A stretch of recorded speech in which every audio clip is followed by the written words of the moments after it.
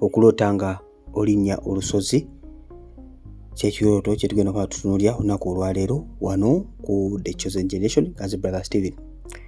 Ekirooto kino Mukama akikozesa nnyo ng'ayagala okukulaga ebikusoomooza ebiri mu maaso go.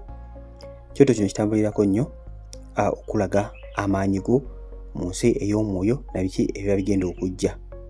Mukama yeebazibwe nnyo. So tugenda tutunuulira ekirooto kino, olota olinnya olusozi n'olemererwa, olota olinnya olusozi n'otuuka ku ntikko, onafiiridde wakati, olina bafamire omulinnya olusozi, oli ku lusozi osaba, oli mu kukkirira, oli mu kuvugirako mu mmotoka, oddukirako buddukizi. So mu buli ngeri yonna gy'oba olosemu olusozi luno tugenda kuba tugitunuulira olunaku olwaleero. Andoza tandikire wano, bw'olotangula bulinnya olusozi n'olaba ng'olusozi olwo oluvunuse n'otuuka waggulu ku ntikko yaalwo.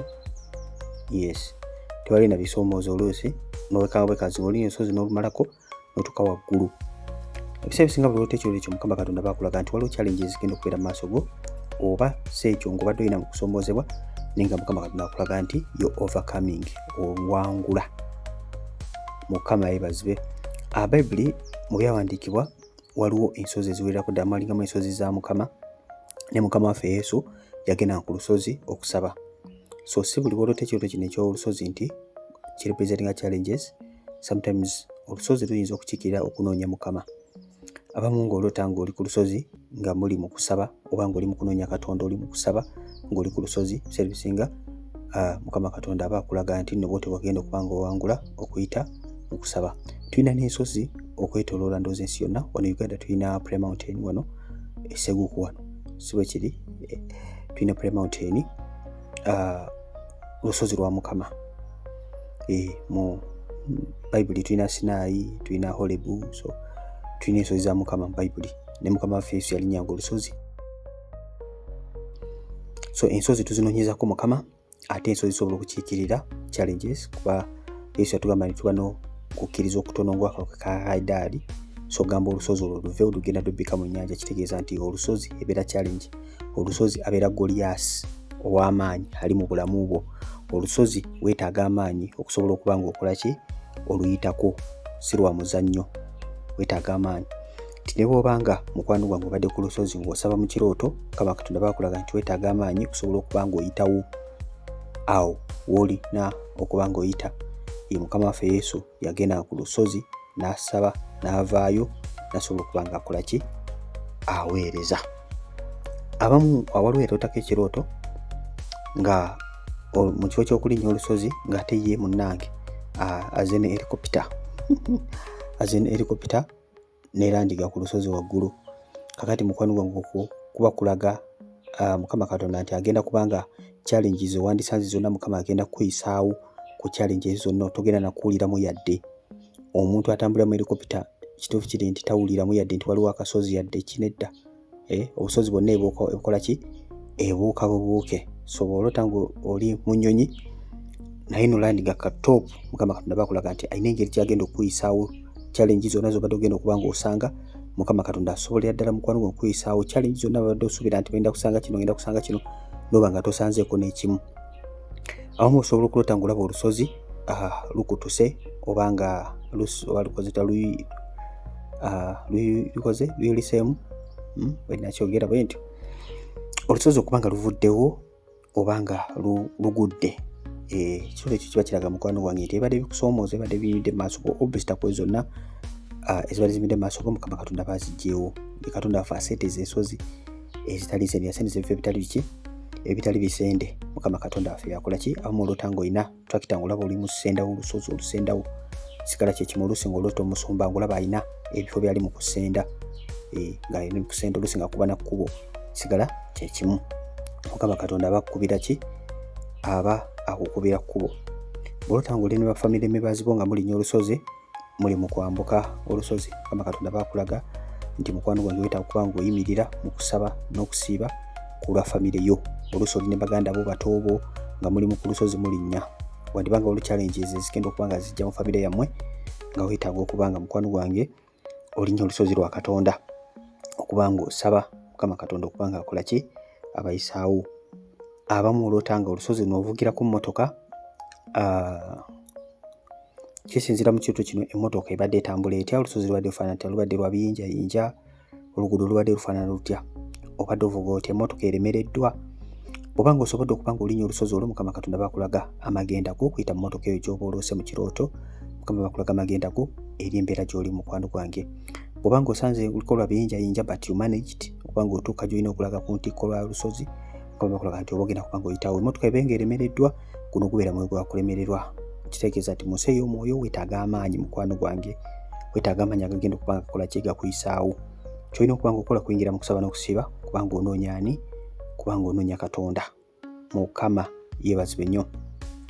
Abamu osobola otangula waliwo omuntu gw'oyamba ng'omusikako omukono okulaba nga mutuufu alinnya olusozi, ng'omuwadde omukono gwo nga mbadde mutambula mwenna naye nga tasobola. Omuntu Mukama Katonda bagamba kumuyambako. Sometimes baba beetaaga counseling, sometimes baba beetaaga kusabira, sometimes baba beetaaga byonna so okuba nga bayitawo. Yes, wano bulokozi tuyambagana. Bayibuli etugamba tusitulingane ng'emigugu. Kitegeeza nti nno tusobola okuba nga tweyamba. Mukama yeebazibwe. Babiri abasatu banakuŋŋaana mu linnya lyange nabeera masekati gabe. Kitegeeza nti ababiri balina okuba nga balina kye bakanyizaako kye baleese mu maaso ga Katonda. Tusitulingana emigugu. Osobola otangula olusozi luseerera, ng'olinya olusozi naye nga luseerera lusiripale, nate nga olina okuyitaawo nga bw'oseerera olusi ogwayo. Waliwo olusozi ofaanako bwetyo mukwano gwange. Mukama Katonda bagamba beera mwegendereza nnyo challenge z'oyitamu, wandikola ensobi. Ate ensobi yo nekwetako okugwa oba nekweta setbacks, kubanga bw'oseerera n'odda emabega oba togenda mu maaso, weetaaga progressinga ng'odda maaso. Buli lwotanga oseerera olusi kaseerezi konna kooli, Mukama bagamba kwegendereza mukwano gwange. Ate osobola otangula bw'obadde olinya olusozi and you fall off, olusi n'ogwa, olusi olwotatonatuka ku ttaka, olusi olwota oseerera ogenda kugwayo, manya mukwano gwange Mukama Katonda bakulaga weetaaga okunywera. Saba Mukama Katonda akunyweze. Nabanga saa yonna oyinza okuba nga okola ki, ogwa. Bwe njogera kugwa, osobola okugwa mu nsi ey'omwoyo n'onafuira ddala n'odda emabega. Abamu osobola okugwa ng'olusi kibi, so kiba kirungi ne weekebera n'olaba kiki ddala. Era nawe okiraba nti mutuufu ngenda kunafuwa mu nsi ey'omwoyo, waliwo ekibi kyonna ekyakupasuinga okuba nga kikola ki, kikusuula mu mbeera gy'oba nga okola ki, oyitamu. So generally olusozi luno lukiikirira mbeera, oluusi lukiikirira okunoonya Katonda, neera ne Mukama Katonda tumunoonya nga waliwo wetwagala okuba nga atutwala mu nsi ey'omwoyo. Olinya olusozi n'otuuka ku ntikko nakyogeddeko, naye bw'oba nga obadde ng'oli mu kutya, manya mukwano gwange era Mukama Katonda bakulaga nti olina omwoyo w'okutya. Walaba abantu omulaba Sitaani balumba ne batya, ne balaba nga bagenda okumalibwawo. Badde olinya olusozi naye nolaba nga butuufu ofiya y'amaanyi nnyo ku lusozi olwo, toli musanyufu, toli mu lugendo nomale, luli awo luli nomo, ng'oli eyo olinnya naye nga obutuufu n'entiisa y'amaanyi. Manya mukwano gwange waliwo omwoyo gw'okutya akwambadde amidst of the challenge. Olina okutegeera ng'omwana wa Katonda challenge zonna zikolebwa ku Katonda waffe, si ffe tuzeŋŋanga. Ffe tulina kuyimirira buyimirizi. Tulina kuyimirira buyimirizi. Standing still kitegeeza kuyimirira na Katonda waffe, Mukama Katonda waffe n'atuwanguza. Bw'obanga omanikiza okutuuka ku top, kiraga obuwanguzi eri embeera eyo, kiraga achievements, kiraga nti ogenda kwakoppulishinga goals zo setinze. Mukama yeebazibwe. Kisobola okulaga okusumululwa ng'obadde osobodde okutuuka ku top, obadde olina embeera gy'oyitamu gy'osabira, obadde mu kusaba na kusiiba n'onoonya Katonda, nga mutuufu ng'olusozi olulinnye n'otuuka ku top, kisobola okuba nga kiraga okusumululwa. Mukama yeebazibwe nnyo. Wabula ate bw'oba nga ostrugglinga, kiyinza okulaga hardships era struggle ne challenges mu bulamu bwo. So obeera mwegendereza nnyo ku lusozi luno. Sometimes osobola olusozi luno ng'olulengera wala, ng'olengera olusozi luli wala, tonaba kulutuukako naye ng'olulengera luli wala. Engeri gy'obadde owuliramu mu kirooto ekyo kintu kikulu nnyo. Obadde luli wala n'ogwamu amaanyi, lubadde luli wala, ng'olowoozaako ki ebiseera ebisinga gabeera makulu g'ekirooto, naye ng'olusozi okubeera ewala kiri presentinga challenge eziri mu maaso go zotanaba kutuukako naye nga zigenda kujja. Omuntu kuva ali so smart, omuntu kuvu eva tusetinga okusobola okulaba nga tuovercominga. Omuntu kuva atuyamba mu buli kimu kyonna. Mukama yeebazibwe nnyo. So olengera olusozi nga luli wala, manya Mukama Katonda bakulaga challenges mu bulamu obwo. Abamu olota ng'otandika butandise ku lulinnya, otandika butandise ku lulinnya. Bw'olota ng'otandika butandise ku lulinnya lusozi kyali ku bottom wansi, Mukama Katonda bakulaga nti mukwano gwange ebisoomooza, wadde oyinza okuba ng'olaba nti mutuufu w'oli olaba bingi naye Mukama Katonda nti bikyajja. Olina kukola ki? Kusaba. Mukama Katonda kwesaawo kujja bikusoomooza byonna. Ebimu Mukama Katonda ebitusoomooza abituyisa mu buyisa. Akutuyisa mu buyisa mu bisoomooza, embeera n'ogiyitamu. Nga Mukama Katonda ayagala embeera eyo ogiyitemu. Abamu Mukama Katonda embeera agijjawo n'akugjamu mu mbeera eyo, abamu akuyisa mu buyisa n'akuwa ekisa kye n'ogiyitamu mpaka sayidi eri. Nolaba obulokozi bwa Katonda. Mukama waffe omulungi yeebazibwe nnyo. Osobola okutangula bw'oserengeta buserengese. Wala batera okumbuza ekirooto ekyo ng'olaba mutuufu mu kifo ky'okulinnya akasozi katata kuno ng'oserengeta buserengesi. Oluusi n'okalinnya n'okamalako n'otandika okuba ng'okkirira akasozi bw'okalinnya n'otuuka ku top, otandika kuba ng'oserengeta buserengesi. Now ekyoto kino ekyokuba ng'oserengeta Mukama Katonda bakulaga mukwano gwange nti season gy'olimu mukwano gwange is very easy. Manyi tolivinga mu season ez'enjawulo. Waliwo season ebeera ey'ekyeya eyo kisa kya Katonda kubanga okola ki? Oyitamu. Waliwo season ebijja nga yabyengera. Waliwo season begamba buli kintu kirina ekiseera kyakyo. Waliwo essaawa ey'okusanyuka, waliwo ey'okunakuwala, waliwo essaawa ey'okuzaalibwa, waliwo essaawa ey'okufa. So waliwo essaawa ya buli kintu kyonna. Kale osobola okubeera nga season gy'olimu Mukama Katonda akulaga oserengeta buserengesi. Season eyo eba nnungi nnyo mukwano gwange okuba ng'ogikozesa bulungi, kubanga bw'omala okuserengeta akasozi akalala oyinza okukasanga. Mukama yeebazibwe nnyo. So season eyo Mukama bakulaga nti ebintu bikola ki? Bitambula bulungi nnyo ddala. Bw'obanga bya business kiba kirungi mukwano gwange n'oba ng'ohandlinga business n'amagezi mu biro ebyo. Kola investments ennungi, okweterekera na biki byonna. Yes. N'okuba ng'era osiga mu nsi ey'omwoyo, kubanga challenge zijja kuba zijja essaawa yonna. Neyogeddeko ekyokubanga oyamba omuntu okubanga alinnya akasozi, nate wali ekyokubanga waliwo gwe bwe bayamba okubanga bakuwa omukono, bakusako omukono okubanga olinnya akasozi. Sometimes omuntu obanga omutegedde Mukama Katonda bayinza okubanga agenda kukuyamba okuyita mu muntu oyo, obanga Mukama Katonda agenda kusindikira obuyambi okuva ku muntu. Ebikwano bino kitegeera nti Mukama Katonda aba ayamba abaana b'abantu ebiseera bisinga ayita mu bantu. 99% ayita mu bantu. Kati kiba kyamakulu nnyo oba kyandibadde kyamagezi nnyo okubanga odiiringa n'abantu bulungi. Bantu bangi Bayibuli egamba temulekangayo kwaniriza bagenyi. Mwawe mwijjira mbaani? Bamalayika. Oli andise bamalayika nga tutegedde. Kakati bantu bangi olw'obutamanya na kukolagana n'abantu, olw'embala yaabwe, insecurity yaabwe, osanga nga Mukama Katonda buli kyabaleetera tebakitegedde ne bayitwako. So olutanga wali omuntu akuwa omukono, ebiseera Mukama Katonda bagenda kukusindikira obuyambi ate ng'oba obwetaaga okusobola okuba ng'okola ki? Oyitawo.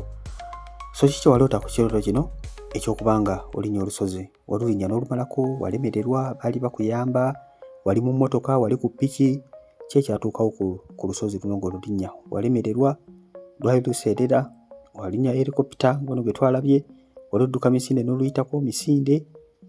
Ki kyewaloota ku lusozi luno? Kituteere mu comment section. Tujja kubanga tukiddamu oba tujja kubanga tukuyigirako, osobola n'otuwa ku bujulizi ku birooto bino ebikwatagana ku ki? Ku lusozi. But generally olusozi lukiikirira challenges, lusobola okukiikirira okunoonya Mukama, obuwanguzi, okusumululwa. Ndooza byebyo. Ebikwano mubeere bulungi. Nsigadde ndi brother Steve. Obanga olimpya subscribing ku channel n'okuona kade selecting all. Bw'ona kikola ekyo buli bwe nnateekangayo video bwe nti almost buli nakuteeka video ojja kubanga ofuna notification. Waliwo yantegeezezza kunangamba bagambe temuskipinga bulango obanga osobodde. Obanga osobodde but si requirement. Tekyabikwano mubeere bulungi. Mwera basigane brother Steven nebagiyita sensation. Anyway, muliwo enamba mu comment section.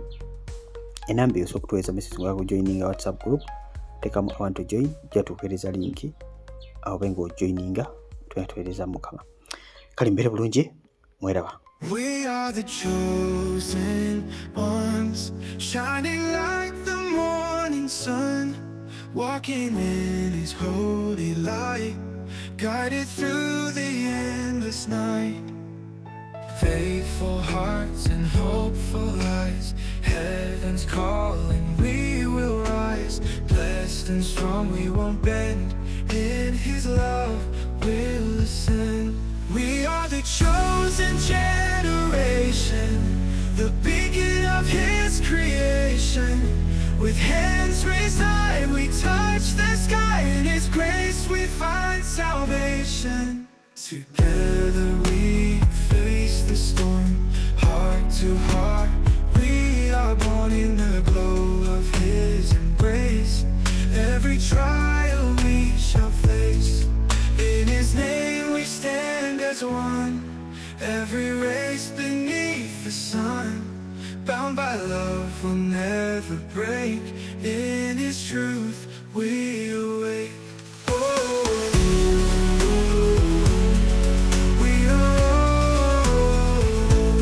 We are the chosen generation, the beacon of His creation. With hands raised high, we touch the sky. In His grace we find salvation. Together we face the storm, heart to heart we are born. In the glow of His embrace, every trial we shall face. In His name we stand as one. Every race beneath the sun, bound by love will never break. In His truth we awake.